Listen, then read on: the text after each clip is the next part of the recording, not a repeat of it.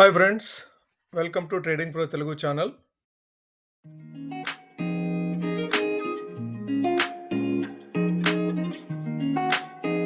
Hello friends, మనలో చాలామంది mutual ఫండ్స్లో ఇన్వెస్ట్ చేస్తూ ఉంటాము. అయితే ఎక్కువ మంది ఇన్వెస్ట్ చేసే ప్రొసీజర్ ఏంటంటే ఎస్ఐపి, సిస్టమాటిక్ ఇన్వెస్ట్మెంట్ ప్లాన్. ఎందుకంటే దాని గురించి చాలా పాపులారిటీ ఉంది.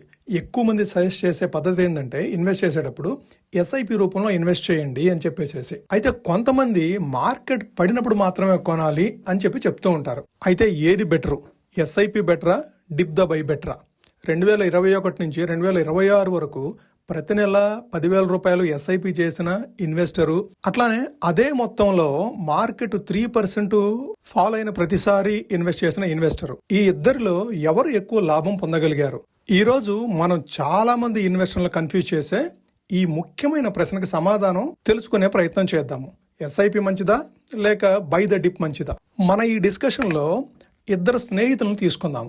ఒకళ్ళ పేరు రమేష్, ఇంకొకళ్ళ పేరు సురేష్. ఇద్దరు ఒకే కంపెనీలో ఉద్యోగం చేస్తున్నారు. ఇద్దరికి జీతం కూడా దాదాపు ఒకేలా ఉంటుంది. ఇద్దరికి ఒకే టార్గెట్, భవిష్యత్తు కోసం సంపద సృష్టించుకోవడం. 2020 మన కోవిడ్ ఎండ్ అయిన తర్వాత మార్కెట్లు చాలా విపరీతంగా పెరిగే స్థాయికి వచ్చేసినాయి. 2020 ఎండింగ్ కల్లా 2021 జనవరిలో ఇద్దరు ఒక నిర్ణయం తీసుకున్నారు. ప్రతి నెల 10,000 రూపాయలు సేవ్ చేసి నిఫ్టీ 50 ఇండెక్స్ ఫండ్లో పెట్టుబడి పెట్టాలని చెప్పేసి. కానీ వాళ్ళ పద్ధతి మాత్రం వేరు. రమేష్, నాకు మార్కెట్ ఎప్పుడు పైకి వెళ్తుందో ఎప్పుడు కిందకి వస్తుందో తెలియదు కాబట్టి ప్రతి నెల నేను ఎస్ఐపి చేస్తాను అని చెప్పేసి నిర్ణయం తీసుకొని సురేష్ తోటి చెప్పాడు. అయితే సురేష్, నేను అంత సింపుల్గా పెట్టుబడి పెట్టాలనుకోవటం లేదు, మార్కెట్ పడినప్పుడు మాత్రమే కొనుగోలు చేస్తానని చెప్పేసి చెప్పడం జరిగింది.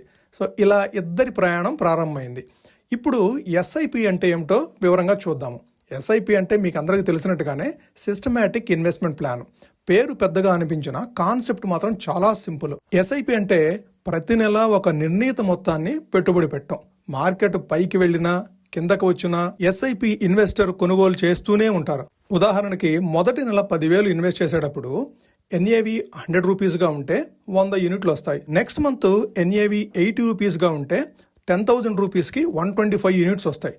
అదే ఆ తర్వాత నెల ఎన్ఏవి కనుక 125కి రీచ్ అయితే 80 యూనిట్లు మాత్రమే వస్తాయి. అంటే మార్కెట్ పడినప్పుడు ఎక్కువ యూనిట్లు వస్తాయి, మార్కెట్ పెరిగినప్పుడు తక్కువ యూనిట్లు వస్తాయి. దీన్నే రూపీ కాస్ట్ యావరేజింగ్ అని కూడా అంటారు. ఇప్పుడు సురేష్ స్ట్రాటజీ చూద్దాము. అతను కూడా ప్రతి నెల 10,000 సేవ్ చేస్తాడు, కానీ వెంటనే పెట్టుబడి పెట్టు. మార్కెట్ ఎప్పుడైతే 3% పడిపోతుందో అప్పుడు మాత్రమే కొనుగోలు చేయాలని చెప్పేసి నిర్ణయం తీసుకున్నాడు. అంటే నిఫ్టీ ఒక హైకి వెళ్ళిన తర్వాత అక్కడి నుంచి 3% కరెక్షన్ వచ్చినప్పుడు మాత్రమే తన దగ్గర కూడబెట్టుకున్న డబ్బుతో పెట్టుబడి పెడతాడు. ఇది వినడానికి చాలా తెలివైన ప్లాన్ లాగా అనిపిస్తుంది కదా. ఎందుకంటే మనందరికీ తక్కువ ధరలో కొనడం అంటేనే ఇష్టం. కానీ ఇక్కడే అసలు కథ మొదలవుతుంది. 2021లో మార్కెట్ చాలా స్ట్రాంగ్గా అప్ సైడ్ మూవ్ అయింది. నిఫ్టీ కొత్త హైస్ కూడా కొట్టేసింది. రమేష్ మాత్రం ప్రతి నెల ఎస్ఐపి చేస్తూనే ఉన్నాడు. సురేష్ మాత్రం ఇంకా పడుతుంది, ఇంకొంచెం వెయిట్ చేద్దామంటూ ఎదురు చూస్తూ చాలా నెలలు గడిపేశాడు. ఈలోపు 2022లో ప్రపంచ మార్కెట్లు కుదేలయ్యాయి. రష్యా ఉక్రెయిన్ యుద్ధం వచ్చింది కదా, అట్లానే అమెరికా వడ్డీ రేట్లు పెంచుతూ ఉంది, ద్రవ్యోల్బణం స్టార్ట్ అయిపోయింది, నిఫ్టీలో కరెక్షన్ మొదలైంది. ఇప్పుడు సురేష్ ఆనందంగా ఉన్నాడు. ఎందుకంటే అతను ఎదురు చూసిన అవకాశాలు ఇబ్బడి ముబ్బడిగా వచ్చేసాయి. 3% కాదు, 5% కాదు, 10% కూడా పడిన సందర్భాలు ఉన్నాయి. పడిన ప్రతిసారి అతను కొనుక్కుంటూనే వస్తున్నాడు. అతను తక్కువ ధరలకు ఎక్కువ యూనిట్లు పొందడం కూడా జరిగింది. ఈ దశలో చూస్తే సురేష్ గెలుస్తున్నట్లుగా అనిపిస్తుంది. కానీ మార్కెట్లు అనేవి కంటిన్యూస్గా స్ట్రైట్ లైన్లో కిందకెళ్ళవు కదా, కంటిన్యూస్గా కిందకెళ్తూనే జారిపోతూనే ఉండవు కదా. 2023లో ఈ క్రైసిస్ అంతా అయిపోయిన తర్వాత ఇన్ఫ్లేషన్ కాస్త కంట్రోల్లోకి వచ్చిన తర్వాత మార్కెట్లు మరలా పుంజుకోవడం స్టార్ట్ అయింది. 2024లో మీకు తెలుసు కదా, సెప్టెంబర్ నాటికి కొత్త హైస్ కొట్టింది. 2025లో కూడా ఇంచుమించు ట్రెండ్ బలంగానే ఉంది. అలాగని మార్కెట్లో కరెక్షన్ రాలేదా అంటే కరెక్షన్స్ వచ్చినాయి. జనవరి 2025లో వచ్చినాయి, మార్చ్ 2025లో వచ్చినాయి, అట్లానే జనవరి 2026లో కూడా డిప్స్ వచ్చినాయి. సో డిప్స్ వచ్చిన ప్రతిసారి సురేష్ కొంటూనే ఉన్నాడు. ఓవరాల్ గా 2021 జనవరి నుంచి 2026 మే వరకు మొత్తం 65 మంత్స్ వచ్చినాయి. అంటే ప్రతి నెల 10,000 పెట్టుబడితో మొత్తం వాళ్ళు ఇన్వెస్ట్ చేసింది 6,50,000. రమేష్ ఎస్ఐపి ద్వారా మొత్తం 6,55,000 పెట్టుబడి పెట్టాడు. అతను మార్కెట్లో ఒక్క రోజు కూడా మిస్ కాలేదు. ప్రతి పెరుగుదలని క్యాప్చర్ చేశాడు, అట్లానే ప్రతి కరెక్షన్లో కూడా కొనుగోలు చేశాడు. ఇప్పుడు సురేష్ చుకలి చూద్దాము. అతను కూడా మొత్తం 6.5 లక్షలు సేవ్ చేశాడు, కానీ ప్రతి డిప్లో మాత్రమే పెట్టుబడి పెట్టాడు. అతను చాలా సందర్భాల్లో తక్కువ ధరలకే కొనుగోలు చేయగలిగాడు. కానీ ఒక సమస్య వచ్చింది. కొన్ని నెలల్లో మార్కెట్ అస్సలు పడలేదు. ఆ సమయంలో అతని డబ్బు క్యాష్ రూపంలోనే అతని దగ్గరే ఉండిపోయింది. అయితే ఇక్కడ మనం ఒక విషయం గుర్తుపెట్టుకోవాలి. బై ద డిప్ స్ట్రాటజీ అంటే మనం మార్కెట్ పడే వరకు వెయిట్ చేయాలి. సో మనకి 3 months 4 months కంటిన్యూస్గా మార్కెట్ పడకుండా అప్ సైడే మూవ్ అవుతుంది అంటే మన టార్గెట్ ఏంటి? 3% డిప్ అయితేనే మనం మార్కెట్లో ఇన్వెస్ట్ చేస్తాము. ఆ 3% డిప్ అనేది ఒక 2 months 3 months రాలేదనుకోండి, మనం ఆ మనీని మన దగ్గర ఉంచుకోగలగాలి, క్యాష్ని హోల్డ్ చేయగలగాలి. ఇది ప్రధానంగా చూసుకోవాలి మనం బై ద డిప్ స్ట్రాటజీకి వెళ్ళేటప్పుడు. ఈ ఎస్ఐపి యొక్క ప్రయోజనాలు చూస్తే మొదటి పాయింట్ డిసిప్లిన్డ్గా ఉంటుంది. రెండో పాయింట్ మార్కెట్ గురించి మీరు తెలుసుకోవాల్సిన అవసరమే లేదు. మూడవది ఆటోమేషన్. ఆటోమేటిక్గా మీరు షెడ్యూల్ చేస్తే బ్యాంక్ నుంచి ఆటోమేటిక్గా ఇన్వెస్ట్మెంట్ మ్యూచువల్ ఫండ్ హౌస్కి వెళ్ళిపోతుంది. నాలుగవది ఎమోషనల్ ఫ్రీడమ్. దీంట్లో ఎటువంటి ఎమోషన్స్ పనిచేయవు, ఆటోమేటిక్గా మనీ వెళ్ళిపోతూ ఉంటుంది. నాలుగవది ఫియర్ లేదు. ఐదోది గ్రీడ్ లేదు. మార్కెట్లో టైమింగ్ చేయాల్సిన అవసరం అసలు లేనే లేదు. ఇన్ని డైరెక్ట్ ప్రయోజనాలు ఉంటాయి ఎస్ఐపిలో. అదే బై ద డిప్ చూస్తే తక్కువ ధరలో కొనుగోలు చేసే అవకాశం వస్తుంది. సేమ్ అమౌంట్ తోటి ఎక్కువ యూనిట్స్ని పర్చేస్ చేయగలిగే అవకాశం వస్తుంది. కరెక్షన్లో ఎక్కువ యూనిట్స్ని మనము పొందే అవకాశం వస్తుంది. కానీ ఇక్కడ ఒక పెద్ద సమస్య ఉంది. మార్కెట్ 3% పడితే మాత్రమే కొనగలగాలి. ఆ 3% పడుతుంది, ఎప్పుడు పడుతుంది, దాన్ని టైం చేయగలగాలి. వాస్తవానికి చాలా మంది ఇన్వెస్టర్లు ఇక్కడే ఫెయిల్ అవుతారు. మార్కెట్ పడుతున్నప్పుడు కొనడం చాలా కష్టం. ఎందుకంటే ఆ టైంలో చాలా వార్తలు భయపెడుతూ ఉంటాయి.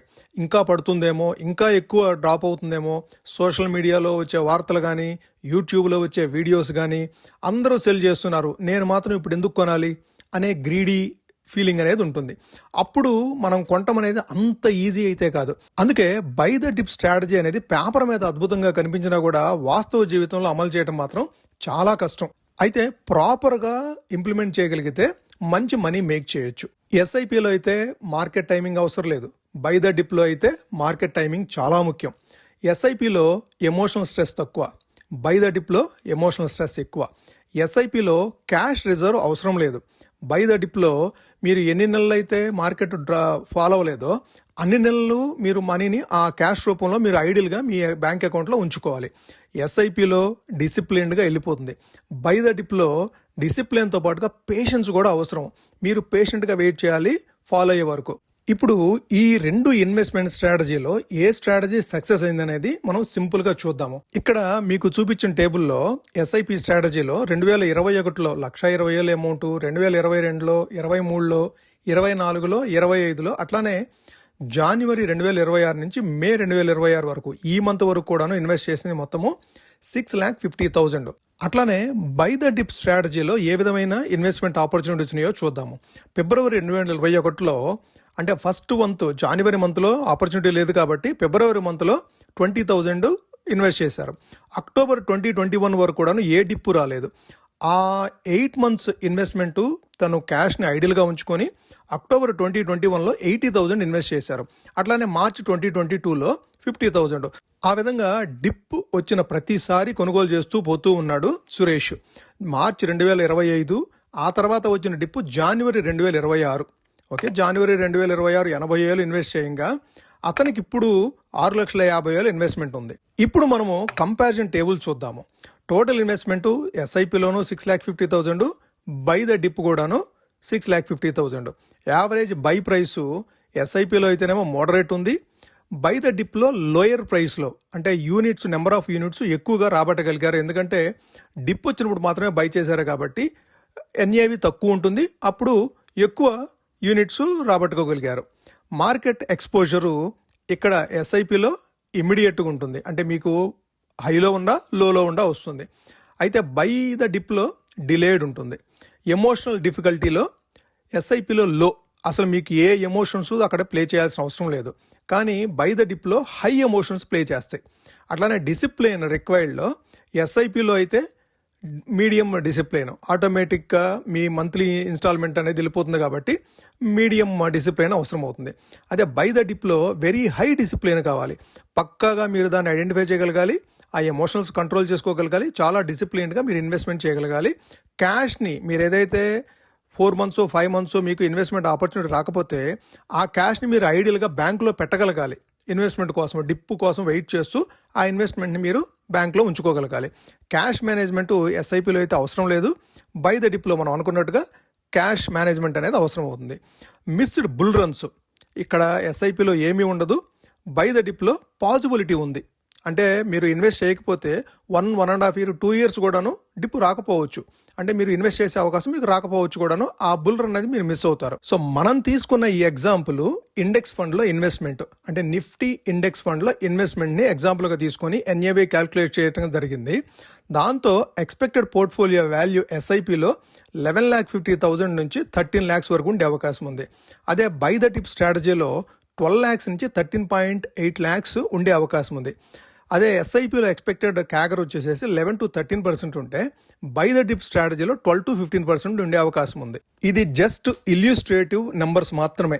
యాక్చువల్ నెంబర్స్ డిఫరెంట్గా ఉండే అవకాశం ఉంది. ఎందుకంటే బై ద డిప్ స్ట్రాటజీలో మీరు ఆ మనీని మెయింటైన్ చేయటం, ఆ డిప్ వచ్చినప్పుడు మీరు పర్చేజ్ చేయగలగటం, ఎమోషన్స్ కంట్రోల్ చేసుకుంటూ ఉంటాం, సోషల్ మీడియానో యూట్యూబ్ వీడియోస్కో మీరు అట్రాక్ట్ కాకుండా వాళ్ళు ఇంకా పడిపోతుంది మార్కెట్ అన్నప్పుడు మీరు వెయిట్ చేస్తూ ఉంటే అది పడిపోకపోవచ్చు, వెంటనే రివర్స్ అవ్వచ్చు, మీరు ఆ డిప్ మిస్ అవ్వచ్చు కూడాను.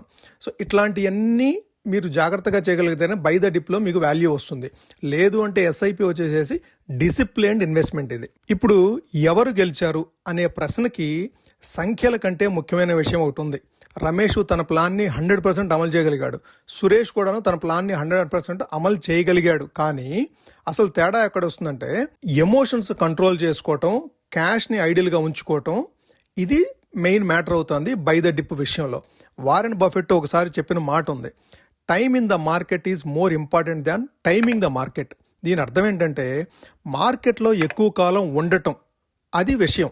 మార్కెట్ని ఖచ్చితంగా అంచనా వేయడం కంటే అది చాలా విలువైంది. అయితే ఇన్వెస్ట్మెంట్లో నా అభిప్రాయం ఏంటంటే సంపదను సృష్టించేది ఎస్ఐపి కాదు, బై ద డిప్ కూడా కాదు. సంపదను సృష్టించేది సమయం, time. How much time you are in the market, that gives you the returns. అట్లానే డిసిప్లిన్, నిరంతర పెట్టుబడి. మీరు కంటిన్యూస్గా ఇదే 10,000ని 10 సంవత్సరాల నుంచి 15 సంవత్సరాలు కనుక ఇన్వెస్ట్ చేయగలిగితే మీ జీవితాన్నే ఈ ఇన్వెస్ట్మెంట్ పూర్తిగా మార్చేయగలదు. అందుకే మార్కెట్ ఎప్పుడు పడుతుందో అని ఎదురు చూడకండి. మీ పెట్టుబడులు ఎప్పుడు ప్రారంభించాలో ఆలోచించండి. ఎందుకంటే పెట్టుబడి చేసేటప్పుడు అత్యంత ఖరీదైన తప్పేందంటే వెయిట్ చేయటం. రాంగ్ ఇన్వెస్ట్మెంట్ కాదు, లేట్ ఇన్వెస్ట్మెంట్. ఎప్పుడు మీరు ఏ ఇన్వెస్ట్ చేశారనేది అది రాంగా రైటా కాదు, ఎంత ఎర్లీగా ఇన్వెస్ట్ చేశారనేది ఇక్కడ విషయం అవుతుంది. ఇది ఫ్రెండ్స్ సిస్టమాటిక్ ఇన్వెస్ట్మెంట్ ప్లాన్కి బై ద డిప్కి మధ్య ఉన్న డిఫరెన్స్. ఈ వీడియో మీకు నచ్చిందని అనుకుంటున్నాను. ఈ వీడియో మీకు నచ్చినట్టయితే ఒక లైక్ చేయండి. అట్లానే ఇది మీ ఫ్రెండ్స్కి కానీ, కొలీగ్స్కి కానీ, రిలేటివ్స్కి కానీ యూస్ఫుల్ అవుతుంది అనుకుంటే వాళ్ళకు కూడా షేర్ చేయండి. మీరు ఇప్పటివరకు ఛానల్ సబ్స్క్రైబ్ చేయకుండా చూసినట్లయితే ఛానల్ సబ్స్క్రైబ్ చేసి మమ్మల్ని ఎంకరేజ్ చేయండి ఫ్రెండ్స్. Thank you.